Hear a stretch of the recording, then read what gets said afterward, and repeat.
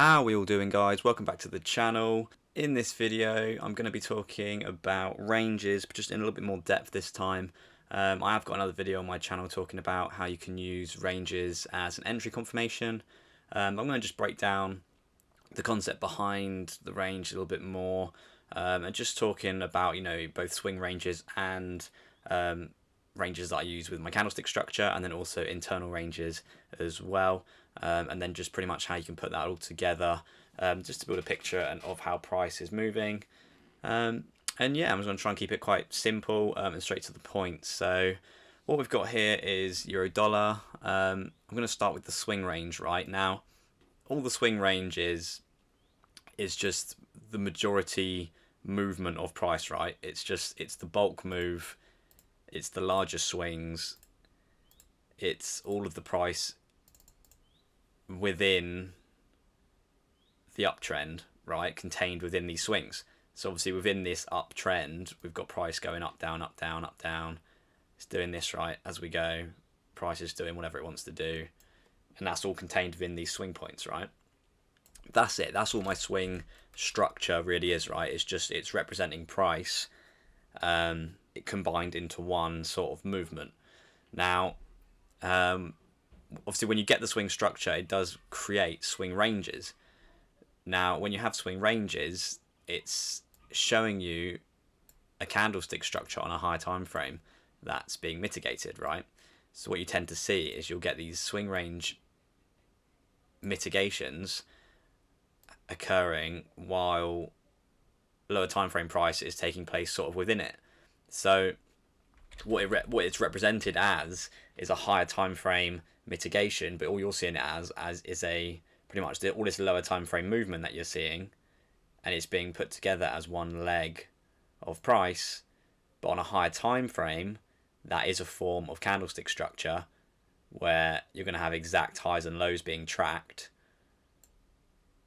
to bring this whole swing structure together. So I'm just going to do an example on the chart to try and get your heads around that. So as you can see here, right, if I was going to mark up my swing structure, what I would do is I would have my low here, and I would have my high in there, right? So what happens is, the first thing that happens is the swing structure breaks to the upside. Okay, we get the break up here. Okay, we then get the pullback down, holds this low, and then we break higher, right? We then put the high in. We then pull back, we put in a low, then we break up, and eventually we take out the high, whether is that here, what's the high, 99.4, that's 99.5, so we take out the high there, right? Now, obviously this isn't the candlestick structure. The candlestick structure is moving a lot more, exact within each movement, right? There's a lot more going on which I could talk about just in terms of like the candlestick structure, the internal structure, everything that's going on within these areas, right? But I'm just looking at the bulk of push up, push down, push up, push down, push up, right? And it's building that story of how these swing points are moving, right? And what you can do is you can identify ranges based on these swing points, which you can use to predict where price is likely to go and turn, right? Now these swing ranges identified from the last point that broke to the lowest point of the range, right? So you go from here down to this low, and that gives you your first range. And what you'll see is price pushes up, it mitigates back into this range, and then it'll go on again to take the high out. And what does that do? That then leaves us with a new range. So you go from the high where it broke, you go to the low, and you extend it across. And this is the next area where you can expect price to react from, in this range, in here, this swing range. You see the reaction, we feel the inefficiency, and then we move off again, right? So then the range, we push up, we take the high out, so we do the same thing again, but this time we've got a much larger range. So now we break the high to the low, which was here, we expand that across, right? You can see again we mitigate into that range, and eventually we take the high out, right, which then moves everything over again,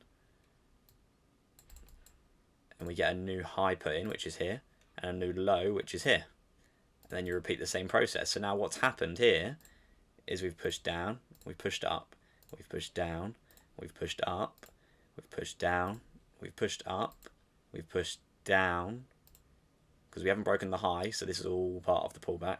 We then break the high here, we push up, and then we carry on again. So what happens? It pulls back into the last range between the high point and the low point. This is the last range. We mitigate into that range, we fill whatever it needs to fill in here, and then we push higher. So then we keep going, right? We go up again, high point, low, high. Okay, and now this time we leave a range unmitigated. So what's happened this time is we've pushed down, we've pushed up, we've pushed down. We haven't come into this range though, and then we've ended up going up higher, right? But it's enough of a pullback to count it as another leg.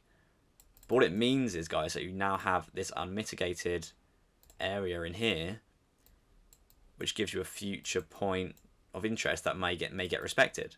Now, obviously, you can see here it goes straight through this one, but it's the idea that we didn't mitigate into this area. So eventually, the price is going to come back down, and it's going to fit all of this and either respect it and move higher or go through it. So as we go and we carry on, it's the same thing, right? So again, we leave behind this range in here, but we didn't mitigate it, and then we push up. So down, we break the high, push up, push down, we push up, right? So we get more swing points in. This is my low, we break the high, this is the high. So then again, this one mitigates into the range. So it pulls back, it mitigates into this range here, get the mitigation, and then we push up again. We push up, high, low, we mitigate into the range, high, low of the range, mitigate into the range, and then we push up again, right? And that's how you build the trend until eventually you get the reverse in price and it goes the other way. So now obviously it gets to the point where we're turning around, low, high, and then eventually we break this low, right? And then we start the down move. Okay, so obviously as we were going up, you know, we were mitigating. We mitigated once, twice, 3 times, 4 times, 5 times, 6 times, right? So we kept mitigating into these ranges, and then a couple were left unmitigated, but then that's just where you have to look in the future for potential reactions. Now as we go lower, it's the same sort of thing, right? So we pull up, we break lower. Okay, so now my swing points are going the other way. I've got a low, a high, a low. And what happens? You get, this becomes your swing range. We mitigate into that range here, and then we move lower. And then eventually what you see is we flick back the other way. So this becomes my range. We come in, we then fail to take the low out, and then we break up. And then you can see we break back down again. So this is the high, and then eventually we break the low, which is down here. And it's just looking at those general lows and highs made up of the whole leg, right? I'm not looking at the most recent low. I'm looking at the last, like the lowest point before it either broke a new high or a new low. So then what it looks like is something like this. You go up, down, and then broke up, and then it broke back down again here, right? And then we keep going the other way, so it mitigates into the range. This all becomes one leg down, right?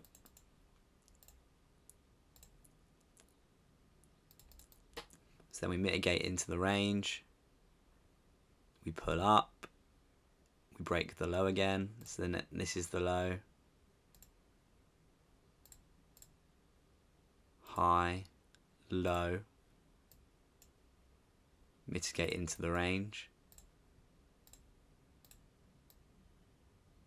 break the low again, low. Okay, this time we then flip again because this is my last high point. So we go up, obviously this is during the night, down, up, down, we break up, straight back down again. Okay, so briefly we get a high point, but then straight away that turns into supply point again, and then guess what? We come in, we mitigate this range, right? So then we come up, we mitigate into this range, and then we break the low. So then it repeats itself. This is the highest point, that's the low. You get a new range in here, which is in here. So price is pushed down, we've pushed up, we've pushed down, we're mitigating into the range now, and then we break lower. Right, and then it's the same thing again. It pushes up, it breaks lower. This is my low, this is my high, this is my low. Mitigate into the range, right, which we're holding. We don't break this low, so this is all part of the pullback. Okay, it's just mitigating, building liquidity, and then eventually we take the low out again. High, low, high, low, right? We're still in a downtrend, so it looks like it's been going up, down, up, down, up, down, but it hasn't. It's just holding the downtrend. Low. Okay, then what happens next? It pulls up. It breaks the low, but it's very corrective, so the low is going to continue. We can keep going down and down and down. It's all kind of one leg until here we pull up, and then we break impulsively this time, and we break lower. This is all corrective, so that's one leg, right? So it's the same thing again, guys. So now we've had an unmitigated range, which is here. I mean, you could class technically this as being mitigated as it comes up into here, but because I didn't put a swing point in, it's going to be left unmitigated. And then what happens? We then create this new range in here, which we then mitigate, and we break lower again. So this is the high, this is the low, right? And then look what happens again. This is the new range. We mitigate into the range, and then we break the low. So again, high, low, high, low, high, low. What does that do? It creates the range, which you get here. We see the mitigation into that range here, and then we break the low again. And then the same thing happens again. High, low, new range. More trading opportunities, fills the inefficiency. Break the low again. High, low, and so on, right? So as you can see, guys, you know, as I've gone through price here, you can see how price can hold a trend for a long time, you know, just by identifying the swing structure. You know, we were in an uptrend for a long time here, up, up, up, up, uptrend for ages, right? We broke down, up a little bit, down again, up a little bit, and then we were in this downtrend for a long, long time. And you can use these idea of these swing ranges to, you know, to look for mitigations, and it gives you areas just by identifying where the last low and the last high was. And then on the breakout, you're going to see that mitigation, and you're going to see a break lower, a new mitigation, a move higher, break down, and so on. Right? I could just keep marking this all day long. You know, again, obviously it leaves behind this range in here, and eventually you'll see a mitigation of one of these ranges. You know, at some point in the future, these ranges will come back and you may see a reaction, right? And it's just understanding that concept of swing ranges. Now, that's how I mark ranges on this particular time frame. This is different to candlestick ranges, so I'm going to go and move into an example of candlestick ranges now. And yeah, hopefully you took something away from this section. If you did have any questions or anything, please do let me know. So yeah, we'll move on now to another example where I'll talk through my candlestick structure ranges and my internal ranges, and how you can also use this to build a picture of where price may be going to. Okay guys, so now I've got the pound dollar on my chart. It's the 1 minute time frame. What I'm going to do is I'm going to explain to you how you can mark ranges, and using candlestick structure this time on the 1 minute, and how sort of internal ranges can also be marked, and how you can look at each mitigation of the range in a little bit more detail to work out areas that have been left behind. And this is a way that I use candlestick structure on the 1 minute to identify my refined zones in higher time frame POIs. And yeah, it all comes down to this concept of range mitigation using candlestick structure. So what we got here, right, is we bottom out here, okay, we come down, and then we start this move up. Now, if I was going to break this move down into ranges, okay, based not on swing structure now, but on every single candlestick structure, you'll start to see a much more in-depth picture of the mitigations that are taking place. Now, what we've got here, right, is this is my low, right, and at the time, this is my high. So, as we break up, this is the first sort of change of character, right? The first change in direction, the first break of structure on the 1 minute, indication that we may be moving higher. Now, similar to the swing structure, right, you tend to look for the mitigation back into the last range and then a repeat of that move, right? So what we get is we get obviously the break, okay, which leaves behind this range in here, right? We then mitigate into this range, and then we push up and we break the high again. So we break the high. So I now track from the break of the high, so this last high point, and I look for where the last divot was, the last down, pretty much where the low is on the 1 minute, and that becomes my range. So from here to the low, into here. Okay, let's just change them to blue for demand. Okay, so now you can see the range is being mitigated. It breaks up, it pushes down, it feels the inefficiency, it pushes up, pushes down, it feels the inefficiency. Okay, and then same again. So where's the high? This is the high. Okay, now when we break the high, this is the new low. So then the range from here to the low, we see the mitigation, and then you see the move higher. And then the same thing again. It breaks the high, breaks the high. Where's the low? Here. Range, mitigation, comes down, and eventually it breaks up again in here, and then it's the first time where the range fails, okay, and it starts to move back down. Now obviously as it moves back down, it then just repeats itself but the opposite way, right? So now you've got a break of the low, range in here, which holds. It then breaks the low again. So then we get a new range in here, and it then flips back up again. So sometimes you are going to notice and you are going to see it, you know, it's going to give you a couple of down legs, it's going to give you an up leg, you know, down leg, an up leg, a down leg, you know, but sometimes you're going to see it move really nicely like this, where it's just moving and you can see the order flow really clearly being mitigated, right? Now obviously if you tie, you know, this kind of price action in with a higher time frame area of interest, that's how you're going to get, you know, the chance to get involved in trades and build a picture, you know, to get involved in scale-ins as well, based on the order flow coming into the market and the supply and demand chains forming. Now, when price does mitigate into these areas, right, it's important to look at how much it mitigates and where it mitigates within each range, because sometimes it leaves behind areas that are unmitigated, and these can be clues as to where price is going to turn again in the future.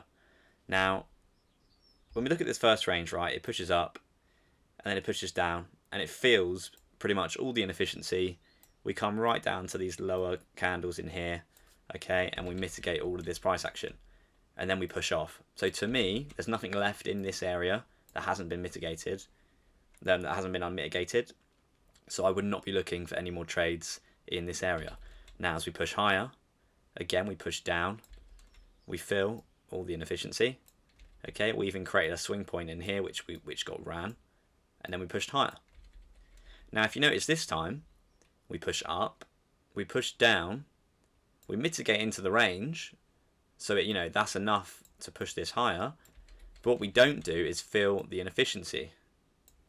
Now what this allows you to do is give you a prediction in the future of where price may react from, okay, and you can keep this area in for the future where you can then see we get reactions. Now if we keep going through price, you'll see the similar sort of thing happening. So again here, okay, we break up, we push down, we mitigate into the range, and you can see we mitigate this down candle, before we push higher. What we don't do is we don't fill the inefficiency, and we don't fill this area in here. So what you can do is you can bring this area forward. Okay, and as you can see this time, we go straight through it, right? So they're not always going to hold. But if you look for the right confirmation in these areas, it gives you more areas where price is likely to continue, because there's orders that were left unmitigated, resting in these certain ranges. So if we just go back and have a look at this one in particular, like I think I mentioned on my last video about confirmation and liquidity, is looking at, again, if you look at the 50% point of this leg, you'll see that we don't mitigate the 50%. Okay, we come in, we break up, and all this is doing is tricking people to go long, right? It gives a break of structure, but to me, because we didn't really liquidate anything, there's no real orders in the market at this point in time. This was the first place where people actually started buying it, when it broke up and broke this, and this is where they're going to put their stops, below this low. So that to me is a generation of liquidity. Now once we get that, obviously the discount price of this box is very juicy as well, and it's right below this point in here. So what you get is the actual move once we sweep this low, and then you can see price push higher. So whether you want to get in on here on the 5 second, whether you want to just get in with the risk entry if you think this is enough confirmation, whether you want to wait for another break of structure and then potentially try and get involved, whatever you want to do, right? But it's all based on the fact that we've had an unmitigated range in here, liquidity, and if you pair that with a higher time frame direction, like a potential swing structure moving up or something, over on the left hand side of your screen, right? It builds that story and allows you to get involved. And it makes sense, right? Because you're reading the price, you're reading the mitigations and the orders being tapped in and moving higher, right? You're reading the order flow. So that's a really important point I wanted to stress to you guys, just about that. And that's how you can kind of identify zones in the future. So if this was my leg and I was thinking to myself, okay, where can I get involved?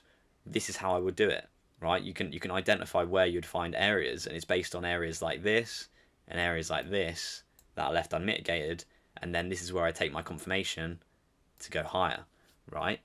And it's all about those refined zones, areas where price hasn't tapped, to find where the true move's going to go from, and that's where we get the higher price.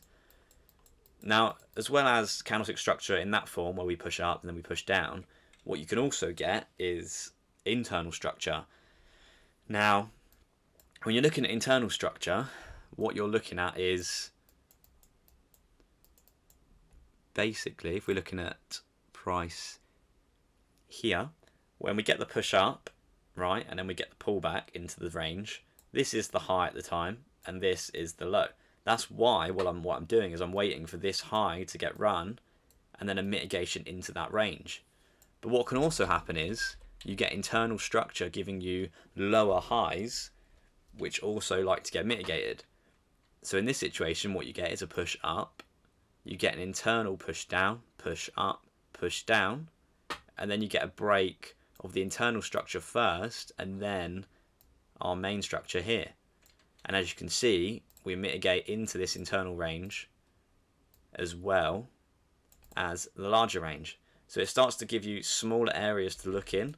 Sometimes you'll see price tap into the internal ranges and then go. And yeah, it's just something else to be aware of as to what could be happening. So I'll try and find another example for you to have a look at. Okay, so another example of an internal range is if we keep looking through price here, what you can see is we get a break here. Right, let me just, that's one of those. Okay, so we break up here, right? Leave this unmitigated. We pull up, we pull down, we pull up. Okay, so we get another break here. And that leaves me with this range in here. Okay, and at the time, this is my high and this is my low, right? So what I'm expecting is the price, as it breaks up, it's going to retrace down. It's going to feel from this last break up, which is in here, which we do feel, and then we're going to react and we're going to take the high out. Okay, now again in this example, this is the high and this is the low at the time.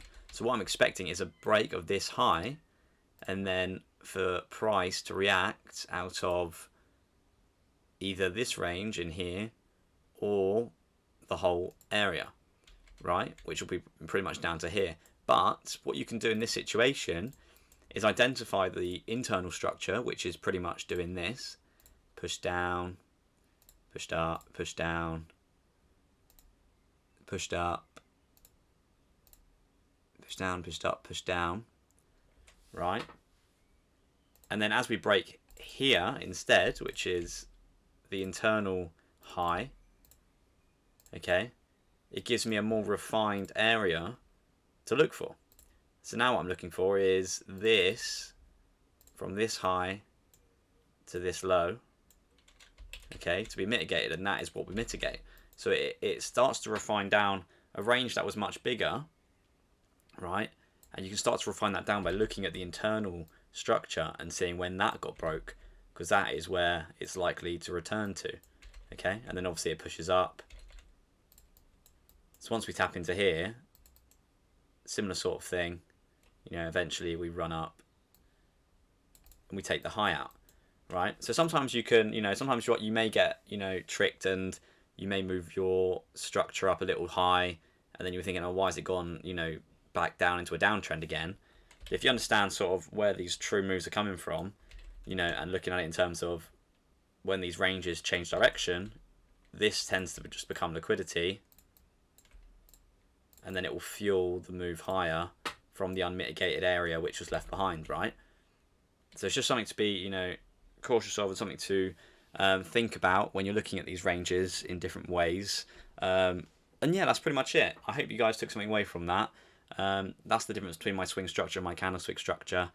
And yeah, the main point I wanted to stress was how you can use these candlestick structure and these mitigations to give you future points to target, to look for more confirmation on lower time frames, to then get involved and trade higher. Okay, and yeah, it's a really important thing to look into and try to understand. Obviously, there's a lot of different ways you can do it. This is just how I look at it. But yeah, so yeah, hopefully you guys took something away from that. This video was slightly longer than normal, but I think there's lots of, you know, good little tips and tricks in here to take away. So if you did have any questions, or you wanted to get in touch with me at all, then please contact me on Instagram, or leave a comment down below and I'll get that answered for you. If you did enjoy the video, feel free to give it a thumbs up. If you're new and you want to see more content, then please feel free to subscribe, as it really helps me and the channel to grow. And yeah, until next time, if you have any requests or anything you want me to cover, feel free to let me know or leave it down below. Enjoy your week. Happy trading.